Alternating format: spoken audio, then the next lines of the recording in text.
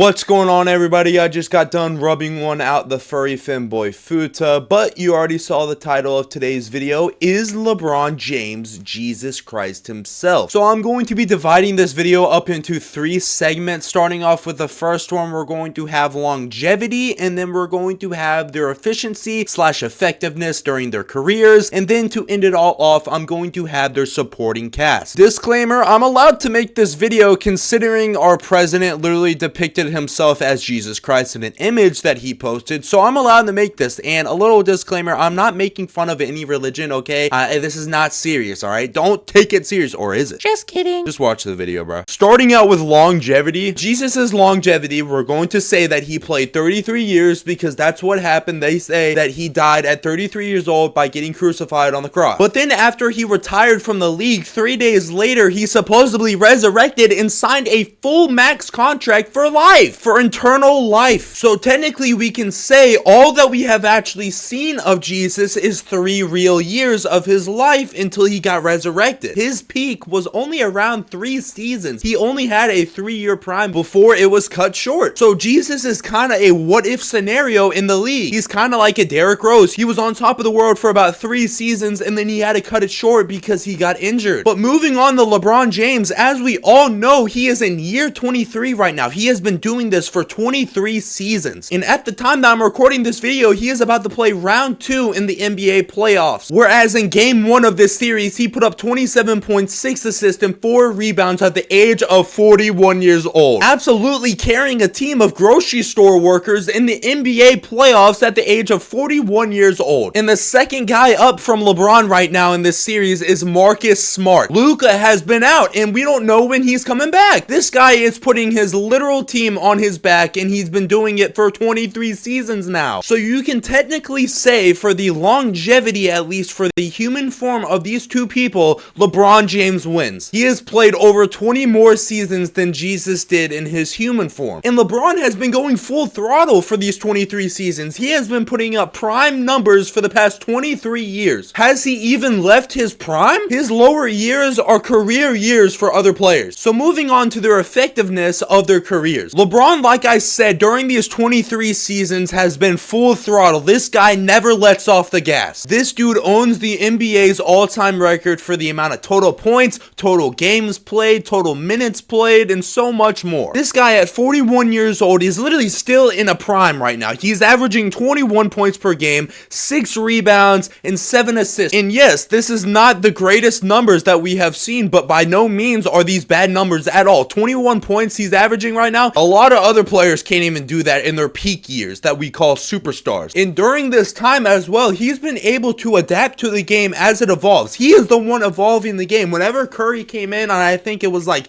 2009 or whatever, he adapted to the 3-point mechanic being literally evolved. He evolved over time with the game and he developed the game overall. He is basketball. He literally plays all 5 men on the court. He is the game. He coaches the coach. He's the one who has the dry erase marker and he writes down all the plays. He makes the plays happen. Anytime any of his teammates are having slack, he has to go pick up for them, and that's what he has done for majority of his career. The only super teams this dude has ever had is whenever he was with the Heat for about 4 seasons, bro. So you can say for 19 years in the league, this guy has been carrying every single team he has ever been on. And yes, this includes the Kyrie and Kevin Love team. Yes, him and Kyrie were a 1-2 combo, so technically he wasn't carrying all the way, but he was majority of the load. No pause. So let's move on over the Jesus' side of things. Not to discredit anything that Jesus Christ has done, but this guy is a stat pattern. Ultimate stat pattern. I'm gonna put it in a theory that every single time that somebody sins, technically he's swapping out those sins for his own perfect success rate from the field. Because they were saying that every time that they went to him, he was answering every single prayer. So you're telling me Jesus Christ was perfect throughout his entire career, 100% from the field, okay? How did he do it? You're telling me this man lived an entire life without committing a single sin? No missed shots. He didn't airball a single time. He didn't have a turnover. You know, he was making every single assist known to man. Literally, they said every single time they were in need of something, they asked for help, and Jesus was there to assist him. 100% assist rate. And you know how I talked about how LeBron James is all 5 players on the court. He's helping out the coach. He's coaching the coach. Well, whenever we talk about Jesus, he is all 5 players on the court. He is playing ethical basketball at all 5 positions, and he's not just teaching the coach, he is the coach, for Christ's sake. So for their effectiveness during the careers, I have determined that I'm going to rule this as a tie. Whenever it comes to King James's side of things, we have a lot to work with. We have a big load of a sample size to be able to work with. We know what King James is capable of, and we also know that Jesus Christ is very capable. We just have a small sample size to really work with. Longevity and the effectiveness kind of merges itself together. Like I said, we know the sample size with him, but it's just at a smaller rate. But if we were to scale down King James into a 3-year span, we can definitely determine that Jesus Christ was more effective than King James in a 3-year span by a very large margin. But moving on over to our final segment of the video, we have the supporting cast. As we all know by now, LeBron James has had his fair share of great teammates, such as his super teams whenever he spent 4 years with the Heat. He had Bosh, Wade, Ray Allen, and then whenever he had his second time around in Cleveland, you know, he had teammates like Kyrie, Kevin Love. I mean, it's not a super team by any means, but Kyrie literally saved Game 7 and won them the finals. And I know a lot of people give Kevin Love shit, but at the same time, they wouldn't have won without him. He had a lot of key moments in big games. And then Richard Jefferson, bro. I mean, we can't leave out the GOAT. And then whenever he went to the Lakers, you know, played in the bubble, won that championship, it was him and AD really, and that was about it. And now, of course, you have Luka, you know, AR-15, Bronny. But I mean, other than those players that I can name off the top of my head, I know I'm leaving some people out, but his supporting cast through his entire career has been pretty much subpar. Such as, you know, J.R. Smith. I don't think I really want to get into him. I mean, I'll just say Game 1. Speaking of Game 1, J.R. Smith, that moment came in the 2018 finals. The same 2018 that LeBron played all 82 games, dropped 28 points per game, and in the playoffs, he had 34 points per game. Also, the same 2018 Cavs team that had a starting 5 consisting of J.R. Smith, Tristan Thompson, Kevin Love, George Hill, and LeBron. Sorry, I forgot Larry Nance Jr. on the bench. I still cannot believe this team made the finals, bro. LeBron carried a team of dudes in the starting 5 who clocked out of their warehouse jobs and came to the arena and suited up to play in the finals. And yes, I know this team may have gotten swept 4-0 in the finals, but bro, how was one man supposed to beat the Warriors at the State of the Warriors? This was the peak Avengers Warriors he was going against, bro. He can't do it twice, bro. I'm sorry. Speaking of doing it twice, bro, the 3-1 comeback. Do I need to even get started into that, man? We're running a little bit over, okay? So let me move into Jesus' side of things. So I know how I talk about how LeBron played with plumbers and grocery store warehouse workers and all that, but Jesus literally did. This guy had a full team of pure walk-ons who just came into the arena and just strapped up and suited up for the game. And Judas literally betrayed him for 30 pieces of silver. And putting that into like NBA standards, that's literally like betting against yourself on a parlay and then just purposely ruining it for the rest of the team. He had his own teammates going against him, but at the same time, he literally carried a starting 5 of pure plumbers and grocery store workers to the final and won it all. I mean, the dude was undefeated. Like I said, 100% of the field, bro, this guy literally won it all. He answered all the prayers. And then at the very end, he got resurrected, so now he continues to answer all of their prayers. So he is literally in a multiple year dynasty, a century-long dynasty right now. Like a 20th century dynasty. I don't even know how long. I mean, what was this, BC? But overall, I'm throwing the towel in on this one. I can't decide. I have to, like, you know, just give it a draw here, okay? LeBron James is a literal god walking on planet Earth in human flesh. So with this comparison, man, all the points that I've made, my final conclusion on this, Jesus